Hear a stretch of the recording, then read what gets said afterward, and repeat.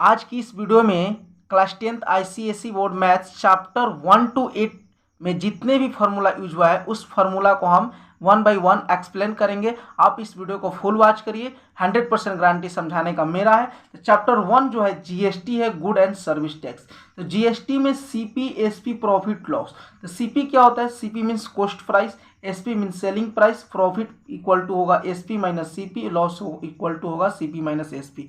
जब आप कोई भी सामान को खरीदते हैं तो वो सीपी हो जाता है, वो जो व्यक्ति द्वारा बेचा जाता है उसके लिए वो सेलिंग प्राइस होता है। मान लीजिए आप कोई सामान 10 रुपये का खरीदते हैं और 12 रुपये में बेचते हैं, यानी 10 रुपये में खरीदते हैं और 12 रुपये में बेचते हैं, यहाँ पर आपको क्या हो रहा है? प्रॉफिट हो रहा है। तो प्रॉफिट इक्वल टू क्या होगा? SP minus CP. तो सीपी आपका 10 है और एसपी कितना है? 12 है। तो आपको यहाँ पर कितना बेनिफिट हो रहा है? 2 रुपये का बेनिफिट हो रहा है।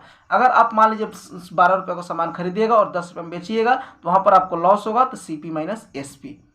अब लिस्ट प्राइस क्या होता है? List price, coated price, marked price, printed price. कोई भी आप मान लीजिए फोन खरीदने जाते हैं मार्केट में, आईफोन खरीदते हैं, तो मान लीजिए उस पर लिखा रहेगा प्राइस 1.5 लाख रुपए, तो 1.5 लाख रुपए वो तो लिस्ट प्राइस। अब डिस्काउंट देखेंगे, डिस्काउंट क्या होता है? MP minus SP. मान लीजिए कि आप कोई फोन खरीदते हैं, उस पर जो लिखा हुआ प्राइस है, मार्क प्राइस, वो 10,000 रुपया है, ठीक है, और हम बोलेंगे कि हम 8,000 में बेचेंगे। कितना में बेचेंगे? 8,000 में बेचेंगे, तो वो हमारा सेलिंग प्राइस हो जाएगा एसपी। तो और ये एमपी माइनस एसपी करेंगे तो 2,000 आएगा, तो 2,000 यही आपका क्या हो जाएगा? डिस्काउंट वैल्यू हो जाएगा। ओके, अगर आपको टैक्स निकालना होगा तो टैक्स निकालने के लिए rate of tax into SP, कितना परसेंट पर है वो लिखना है और एसपी से मल्टीप्लाई करना है, वो आपको पता चल जाएगा tax. GST, goods and service tax में हम लोग इंट्रा स्टेट और इंटर स्टेट की बात करते हैं। इंट्रा स्टेट क्या होता है? अगर कोई भी बिजनेस सेम स्टेट में होगा वो इंट्रा स्टेट होगा। जब इंट्रा स्टेट होगा, सेम स्टेट में कोई भी व्यापार होगा, तो वहाँ पर एस जीएसटी और C GST. S GST means होगा स्टेट जीएसटी और या सी जीएसटी मतलब हो जाएगा सेंट्रल जीएसटी। तो मान लीजिए 18% आपको जीएसटी लग रहा है, तो 9% सेंट्रल गवर्नमेंट के पास हो जाएगा और 9% किसके पास हो जाएगा? स्टेट गवर्नमेंट के पास। इंटर स्टेट क्या होता है? जीएसटी डिफरेंट स्टेट, कोई भी बिजनेस अलग अलग स्टेट, मान लीजिए यूपी, बिहार, झारखंड, इस तरह से अगर आप व्यापार करते हैं तो वहां पर आपको क्या होगा? आई जीएसटी होगा। और जब इंट्रा स्टेट होगा तो एस जीएसटी और सी जीएसटी हाफ हाफ हो जाएगा, 18% लगेगा तो 9 और वहां पर आई जीएसटी क्या हो जाएगा? 0 हो जाएगा। और जब इंटर स्टेट होगा तो डिफरेंट स्टेट में व्यापार होगा तो जीएसटी वहां पर आई जीएसटी लगेगा और सी जीएसटी, एस जीएसटी क्या हो जाएगा? 0 हो जाएगा। Banking chapter 2, I equal to होता है P into N plus 1 by 2 into 12 into R by 100। यहाँ पर आई क्या है? आई इंटरेस्ट है, पी क्या है? प्रिंसिपल वैल्यू यानी मंथली इंस्टॉलमेंट, एन क्या है? नंबर ऑफ मंथ्स, आर क्या है? Rate of interest. Maturity value क्या होता है? मैच्योरिटी वैल्यू निकालने का आपको पास दो फॉर्मूला है, P इंटू एन निकाल लीजिए और उसके बाद आई निकाल लीजिए और दोनों को आपस में जोड़ दीजिए तो आपका मैच्योरिटी वैल्यू हो जाएगा। नहीं तो आप डायरेक्ट यहाँ कर सकते हैं, P इंटू एन और आई का फॉर्मूला यहाँ पर क्या लिखनी है? सेम टू सेम लिखनी है, P into N plus 1 by 2 into 12 into R by 100। यहाँ सबको एम भी निकल जाएगा, M V means maturity value. यानी चैप्टर 2 में इतना आप कर लीजिएगा तो आपका चैप्टर 2 का जितने भी क्वेश्चन है वो आपका बन जाएगा। अब चैप्टर 3 हम देखते हैं। चैप्टर 3 में है शेयर एंड डिविडेंड्स। शेयर क्या होता है एंड डिविडेंड्स क्या होता है? शेयर मान लीजिए कोई बड़ा कंपनी स्टेब्लिश करना है तो आप अकेले तो उस कंपनी को खोल नहीं सकते हैं, तो उसमें आप क्या करिएगा? शेयर 100 रुपीज़ 100 रुपीज़ शेयर इस टाइप करते हैं। डिविडेंड्स क्या होता है? Profit, benefit. मान लीजिए कोई कंपनी 1000 करोड़ की है, ठीक है, तो 1000 करोड़ तो अकेले कोई व्यक्ति तो नहीं लगा सकता है, तो उसके लिए क्या करेंगे? 100 रुपीज़ के पर शेयर कर बांट देंगे। तो उसके लिए 100 रुपीज़ शेयर क्या हो गया? फेस वैल्यू हो गया, प्रिंसिपल वैल्यू हो गया, सॉरी प्रिंसिपल वैल्यू नहीं, प्रिंटेड वैल्यू हो गया, आर भी रजिस्टर्ड वैल्यू हो गया, एन भी नॉमिनल वैल्यू हो गया। ये 100 रुपीज़ जो है इसको हम लोग face value, printed value, registered value और नॉमिनल वैल्यू बोल सकते हैं। अगर मान लीजिए 100 रुपीज़ शेयर को क्या कर रहे हैं? दे रहे हैं। उसके बाद अगर 100 रुपीज़ उस कंपनी में 100 रुपीज़ पर शेयर कोई लगा रहा है तो उसको बेनिफिट के रूप में मान लीजिए कि 130 रुपये मिल रहा है, 130 रुपये टोटल मिल रहा है, तो वहाँ पर इसका कितना बेनिफिट हो जाएगा? 30 रुपीज़ पर शेयर बेनिफिट हो जाएगा। कभी कभी क्या होता है कि वहाँ पर लॉस होगा, तो ये 100 का वैल्यू 70 हो गया, तो यानी पर शेयर 30 रुपीज़ क्या हो गया? लॉस हो गया। तो where M V equal to market value. Market value को हम लोग कैश वैल्यू भी बोल सकते हैं, ठीक है, बोलेंगे ही, बोल सकते हैं क्या? एन भी इक्वल टू एम भी जब रहेगा, नॉमिनल वैल्यू और मार्केट वैल्यू, नॉमिनल वैल्यू और मार्केट वैल्यू जब इक्वल हो जाएगा, मान लीजिए कोई सामान 10 रुपये में खरीदते हैं और 10 रुपये में मार्केट में बेचते भी हैं, तो वहाँ पर एट पर का यूज होगा, तो आप समझिएगा nominal value and market value क्या है? आपस में दोनों इक्वल हैं। जब मार्केट वैल्यू नॉमिनल वैल्यू से ज़्यादा हो जाएगा, नॉमिनल वैल्यू मान लीजिए 9 रुपीज़ है, मार्केट वैल्यू 10 रुपीज़ है, तो वहाँ पर क्या हो जाएगा, एबव पर और एट अ प्रीमियम होगा। At a premium word use होगा तो वहाँ पर क्या होगा, मार्केट वैल्यू ज़्यादा हो जाएगा नॉमिनल वैल्यू से। जब बिलो पर और एट अ डिस्काउंट होगा, कहाँ पर, नॉमिनल वैल्यू से जो मार्केट वैल्यू क्या हो जाएगा, कम हो जाएगा। आई होप आपको 1 by 1 क्लियर हो रहा होगा। सम इन्वेस्टेड निकालने का फॉर्मूला क्या है, number of share into market value. अगर आप मान लीजिए कोई क्वेश्चन में दिया हुआ है number of share equal to 10 और मार्केट वैल्यू इक्वल टू 10, आप दोनों का आपस में मल्टीप्लाई कर दीजिएगा तो सम इन्वेस्टेड आपका निकल जाएगा। नंबर ऑफ शेयर निकालने का फॉर्मूला क्या है, सम इन्वेस्टेड यानी टोटल जितना इन्वेस्ट किया हुआ, अब market value of each share यानी एक शेयर का मार्केट वैल्यू को नीचे लिखिएगा और जो टोटल इन्वेस्टेड होगा उसको ऊपर लिखिएगा, और उसके बाद काटने के बाद जो आंसर आएगा वो आपका हो जाएगा नंबर ऑफ शेयर। डिविडेंड क्या होता है, डिविडेंड मीन्स होता है इनकम प्रॉफिट। तो डिविडेंड निकालने के लिए number of share into nominal value into discount percent. अगर आपको डिविडेंड निकालना है प्रॉफिट और इनकम परसेंट का, तो profit by sum invested into 100। अगर आपको income percent on market value निकालना है तो उसके लिए आपको dividend percent on nominal value का क्या होगा, इक्वल होगा। Income percent on market value is always equal to dividend percent on nominal value. I hope 1 by 1 clear हो रहा होगा। अब चैप्टर 4 में देखते हैं लीनियर इक्वेशन है। लीनियर इक्वेशन में आपको साइन का नॉलेज होना चाहिए। साइन क्या है, ये क्या हो गया, greater than, less than, greater than equal to, less than equal to. यहाँ पर फॉर एग्जाम्पल लेते हैं 4x + 4 ग्रेटर देन 7। यहाँ पर 4x और ये जो नंबर है तो नंबर वो साइड उस आरएचएस साइड में जाएगा तो क्या हो जाएगा, 7 - 4 3x इक्वल टू 3 और यहाँ 4 आ जाएगा। तो जो x का वैल्यू है वो 3/4 से क्या होगा, ज़्यादा होगा ऑलवेज इसमें, इस क्वेश्चन में, ठीक है। अब 4x - 9 लेस देन 9, 4x 9 इधर -4 है, इधर जाएगा तो प्लस में हो जाएगा। 4x यहाँ पर less than 13, x equal to 13/4। जो भी x का वैल्यू होगा 13/4 से क्या होगा, कम होगा यानी छोटा होगा।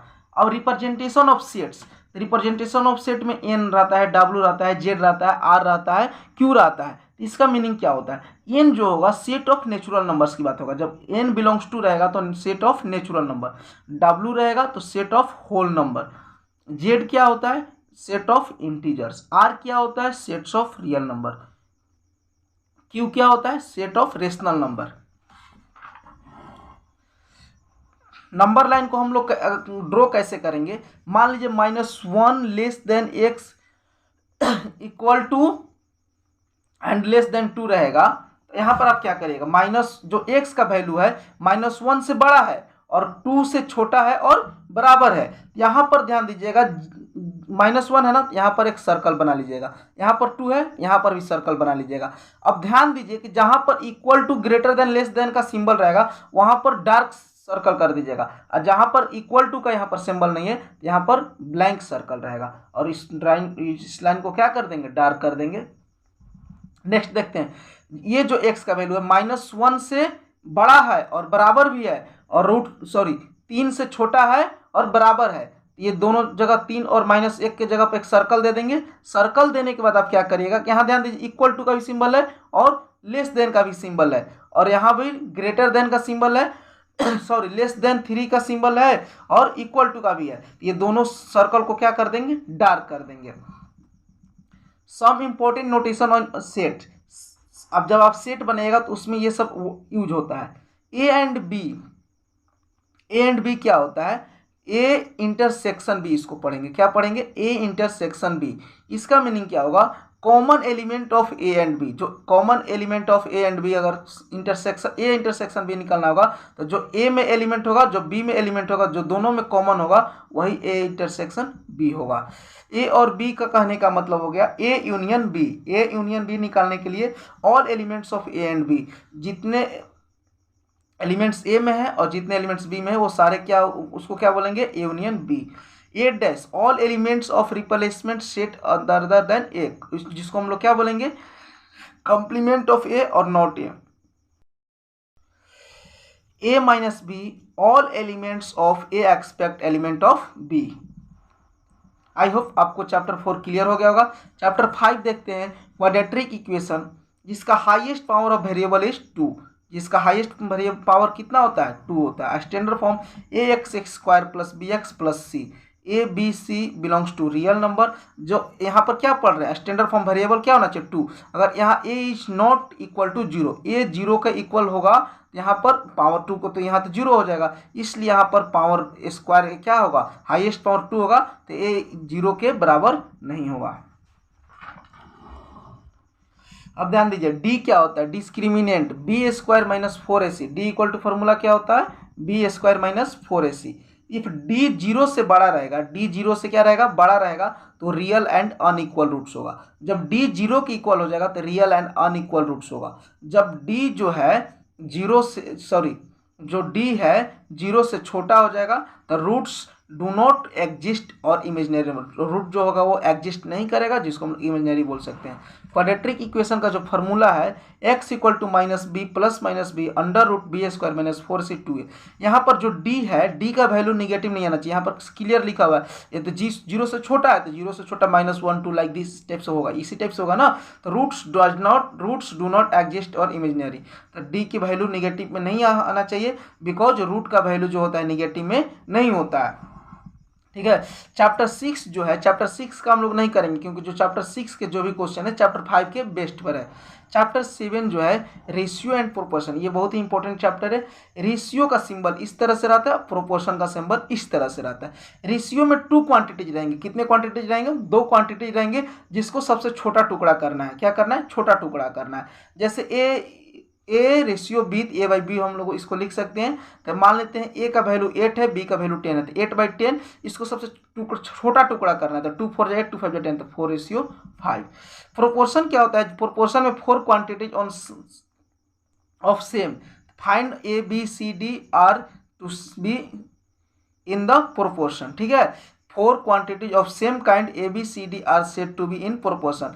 ए बी सी डी रहेगा तो ये A ratio B equal to C ratio D, ये प्रोपोर्शन का सिंबल है, इक्वल टू भी दे सकते हैं। तो जो ये अंदर का बी और सी है इसको आपस में मल्टीप्लाई कर लीजिए और ए और डी को आपस में मल्टीप्लाई करके जो रेशियो में निकाल लीजिए, वही जो छोटा वाला आंसर आएगा, छोटा टुकड़ा करके जो भी आएगा वो आपका आंसर आएगा। VVI very very important, properties of proportion, ये प्रोपोर्शन का आपको प्रॉपर्टीज आ जाएगा तो डायरेक्ट वहाँ से क्वेश्चन आपको सॉर्ट आउट कर सकते हैं। इन्वर्टेंडो क्या होता है, A by B equal to C by T है, देन इन्वर्टेंडो में क्या होगा, जो ए है ना वो बी लिखिए और जो बी है वहाँ पर ए लिखिए। तो ए बाई बी को क्या चेंज कर दिए बी बाई ए में, और सी बाई डी को किस में चेंज कर दिए डी बाई सी में। आई होप इन्वर्टेंडो आपको क्लियर हो गया होगा। अल्टरनेंडो क्या होता है, अल्टरनेंडो में A by B equal to C by D. ये जो स्लैंटिंग जो है यहाँ डायगोनल यहाँ बन रहा है ना, ये आपस में तिरछा तिरछी क्या होना चेंज कर सकते हैं। तो ये बी को सी बना दे रहे हैं, सी को बना दे रहे हैं बी, तो यहाँ बी है तो यहाँ सी कर दिए, जो सी है उसको बी कर दिए। कंपोनेंडो क्या होता है, अगर A by B equal to C by D है तो ये आपस में इस दोनों को क्या कर देंगे, ऐड कर देंगे। जो डेनोमिनेटर है जो नीचे है उसको हम लोग नीचे लिख देंगे। अब यहाँ पर ध्यान दीजिए सी प्लस डी है, सी बाई डी है तो सी दोनों को जोड़ देंगे, जो नीचे है उसको हम लोग नीचे लिख देंगे। ठीक है, उसी तरह से डिविडेंडो में क्या होता है, प्लस का सिंबल जो है उस माइनस में हो जाता है, तो ए माइनस बी और जो नीचे है उसको नीचे लिख देते हैं, equal to C minus D और जो नीचे है उसको नीचे लिख देते हैं। अब जब क्वेश्चन बनेगा तो कंपोनेंडो एंड डिविडेंडो निकालना होता है, तो वहाँ पर बी बी क्या होता है कैंसिल हो जाता है, और यहाँ पर डी डी कैंसिल हो जाता है, तो A plus B by A minus B, C plus D by C minus D. Composition of ratio, compound ratio क्या होता है, अगर ratio A B C D D E F इस तरह से रहेगा तो आप क्या करिएगा 1 2 3 4 5 इस तरह से लिख लीजिएगा। Odd place by even place लिखिएगा, क्या लिखिएगा odd place by even place. तो नंबर 1 पर हो गया, 3 पर हो गया, तो इसको हम लोग लिख सकते हैं A C E by B D F. Example में क्वेश्चन ले लेते हैं 1:3 4:5 को किस में कंपाउंड रेशियो निकालना है, तो ये हमारा 1 2 3 4। ये देखिए तो ऑड प्लेस पर क्या है, ये वाला ऑड प्लेस पर है और ये वाला ऑड प्लेस पर है 1 और 4, तो 1 और 4 को ऊपर लिख देते हैं और जो इवन प्लेस पर उसको नीचे लिख देते हैं। 3 × 5 15, तो 4/15 इसका जो कंपाउंड रेशियो होगा। आगे देखते हैं डुप्लीकेट रेशियो क्या होता है। Duplicate ratio of A B, A square by B square, 2 और 3 का आपको डुप्लीकेट रेशियो निकालना होगा। तो ए आपका ए हो गया, ये बी हो गया, तो दोनों को आपस में स्क्वायर कर देंगे। 2/3 का स्क्वायर, तो 2 2 जा 4, 3 3 जा 9। सब डुप्लीकेट रेशियो क्या होता है, इसी को जो हम लोग मान लीजिए A4 है, B36 है, इसको आपको हम निकालने के लिए बोल देंगे सब डुप्लीकेट रेशियो। तो इसका फॉर्मूला क्या है, A/B। ए कितना है 4/36। आपको पता है √4 का वैल्यू 2 होता है और 36 का 6 होता है। ये आपका क्या हो जाएगा, सब डुप्लीकेट रेशियो हो जाएगा। ट्रिप्लीकेट रेशियो क्या होता है, ट्रिप्लीकेट रेशियो AQ/BQ। तो मान लेते हैं A आपका 2 है और B कितना है 1 है, तो AQ कितना होता है 2 2 जा 4 2 जा 8/1। ये आपका ट्रिप्लीकेट रेशियो हो जाएगा। सब ट्रिप्लीकेट रेशियो क्या हो गया, मान लेते हैं A आपका 1 है, B भी 1 है, तो A का जो क्यूब निकालिएगा तो 1 ही होगा और A यहाँ भी 1 का क्या होगा 1 ही होगा। आई होप ये जो रेशियो एंड प्रोपोर्शन है चैप्टर क्लियर हो रहा होगा। अब कंटिन्यूड प्रोपोर्शन कैसे निकालते हैं, मान लेते हैं ये 6 12 18 चौथा फोर्थ प्रोपोर्शन निकालना है, ठीक है, फोर्थ प्रोपोर्शन। तो आपको हम क्या बताएं, अंदर वाला का आपस में मल्टीप्लाई कर लेना है और बाहर वाला को आपस में मल्टीप्लाई कर लेना है। तो 6x और 18 × 12, तो 6 2 जा 12, तो x = 18 2 जा 36। तो फोर्थ रेशियो क्या है, फोर्थ प्रोपोर्शन कितना आएगा 36 आ गया। यहाँ पर क्या है मीन प्रोपोर्शन। मीन प्रोपोर्शन क्या होता है, बीच वाला। तो 4 और 9 का मीन प्रोपोर्शनल, जो मीन प्रोपोर्शनल निकालना है उसको हम लोग x वैल्यू पुट कर लेते हैं। तो इसको हम लोग इस फॉर्म में लिख लेंगे 4/x और x/9। तो आपस में जब क्रॉस मल्टीप्लाई करेंगे तो x² और 9 4 जा 36, और जब स्क्वायर हटाएंगे तो यहाँ पर रूट लगाएंगे तो x = √36 यानी 6 आ जाएगा।